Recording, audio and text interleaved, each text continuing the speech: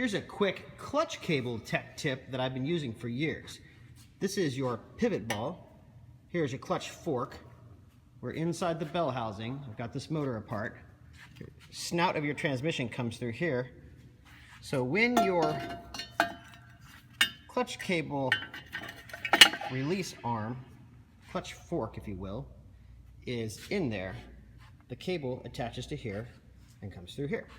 So when you have this apart, if you were to put a couple of washers or spacers under this, usually this goes right up against the body of the bell housing. But you can see I've got 3 good sized washers in there and plenty of threads left. You take that and put that in there, a couple of spacers, step it out as much as possible. And you're going to want to look at that when you have the clutch and the flywheel and everything in there. You can look through the clutch fork hole. You may have to adjust a couple times, but the closer you can get that to the flywheel, the better your leverage is going to be. And you're going to have a lot less effort on the same old clutch and cable that you had before. It makes a huge difference when you're driving and you really don't get worn out as much. You get much better leverage. Now I'm test fitting the bell housing with the 3 washers, the 3 split washers on the clutch fork pivot ball. And you can see I've already got the clutch fork in there.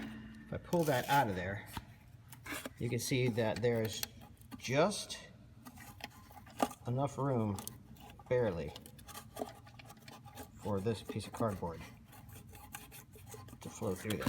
Now if you get it too close, what's going to happen is the